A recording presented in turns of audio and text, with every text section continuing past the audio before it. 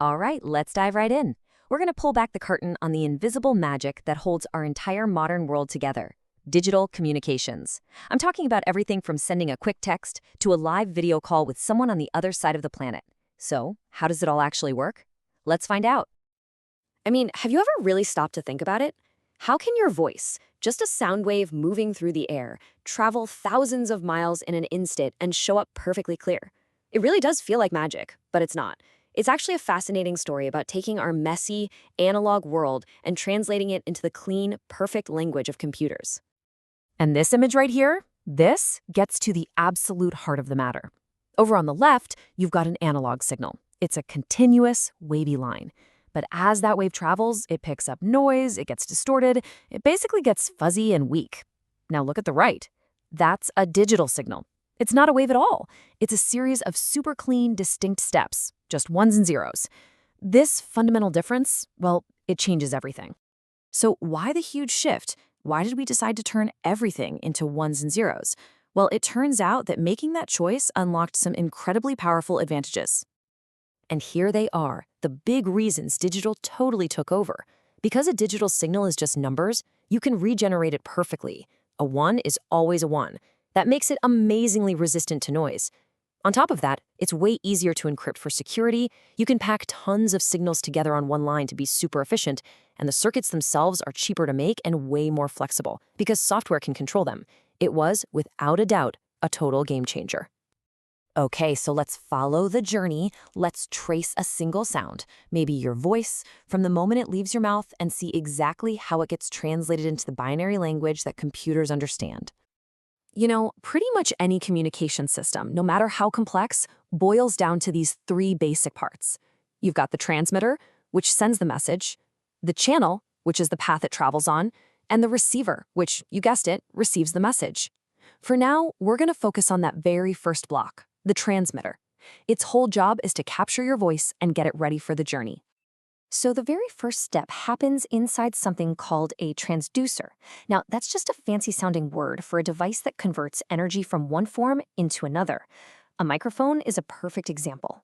It takes the physical energy of your sound waves and converts them into a fluctuating electrical signal. It's the first bridge from the physical world to the electronic one. And here is where the real magic happens.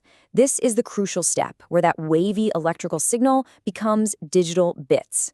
It all goes down in the analog to digital converter, or ADC. First, it samples the signal, which means it takes thousands of tiny snapshots of its voltage every single second. Then it quantizes each of those snapshots, basically rounding the value to the nearest approved level. And finally, it encodes each of those levels into a unique binary code. And boom, just like that, your voice is no longer a wave, it's a stream of ones and zeros. But hold on, we can't just throw that raw data out into the wild.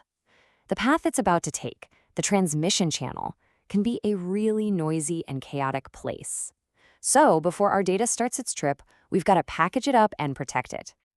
The first part of that prep work is called source encoding. You probably know it better as data compression. The goal here is pure efficiency.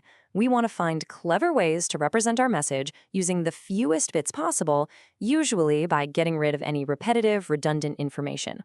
Just think of it like vacuum packing your clothes for a suitcase. You're making the package way smaller and easier to ship. Okay, now this next part might sound a little weird. After we just worked so hard to compress the data, channel encoding actually adds some bits back in. But wait, this isn't just junk data, this is smart redundancy. Think of it as wrapping our compressed package in a whole lot of bubble wrap. This extra information creates a special code that allows the receiver on the other end to not only detect errors, but to actually correct them. It's like sending along a repair kit to make sure the message arrives intact. So, our data is now lean, mean, and protected. It's finally ready for what is probably the most dangerous part of its trip, the transmission channel itself. And here we are, right in the middle of our journey. The channel. This is the physical medium our signal is actually going to travel through. It could be anything from a copper wire to a fiber optic cable, or even just the open air between two antennas. Now, channels really fall into two main buckets. You've got your wired lines, things like fiber optics. These are super stable and reliable, but man, they are expensive and difficult to install. Then you have wireless. This gives us the amazing freedom of mobility and flexibility, but it's way more vulnerable to interference and noise from the world around it. They both have their pros and cons, and we use them for different things. Now, this is a really important step. Those ones and zeros, they can't just float through the air or zip down a wire by themselves. They need a ride. And that's the job of the modulator, which is the MO in your modem. It takes our stream of digital bits and uses them to change or modulate a continuous analog wave called a carrier. Essentially, it piggybacks our digital information onto an analog signal that's custom built to travel through that specific physical channel. Okay, our signal made it. It survived the journey. It might have gotten a little banged up and noisy along the way, but it has arrived. Now the final, crucial phase begins.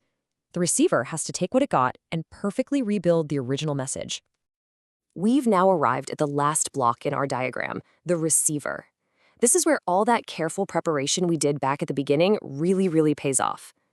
The receiver's job is basically to do everything the transmitter did, but in perfect reverse order. And would you look at that? It's the exact mirror image of what we did before. First, demodulation gets the binary data off of that carrier wave. Then, channel decoding uses that bubble wrap we added to find and fix any errors. After that, source decoding decompresses the data, unpacking it. And finally, a digital to analog converter takes that perfect stream of bits and turns it back into an electrical signal ready to be turned back into the sound of a voice. So, we've successfully followed one single message from start to finish. But our networks today are handling billions of these conversations at the same time. Let's zoom out for a second and look at a couple of the big ideas that make all of this possible on a massive scale. How in the world can one single fiber optic cable carry millions of phone calls at once? The answer is a brilliant technique called multiplexing. It's all about sharing a channel efficiently. A really common way to do this is time division multiplexing, where the system gives every single user a tiny repeating slice of time to send their data. It all happens so incredibly fast that it feels like you have your own private line, when in reality, you're all just sharing the same one. And lastly, it's good to know that not all communication flows the same way. There's simplex, which is a one-way street, like broadcast TV or radio. Then there's half-duplex, which lets you talk both ways, but not at the same time. Think of a walkie-talkie. Over. And finally, full duplex, which is what we're all used to now, a conversation where both people can talk and listen at the very same time, just like a normal phone call. So let's bring it all home. This is why digital communication won, hands down. It's not just one single thing. It's this powerful cocktail of advantages. It's practically immune to noise. It can fix its own errors. It's easy to secure. It's incredibly efficient with resources. And the hardware just keeps getting cheaper and more powerful. It's truly the bedrock of our modern connected world.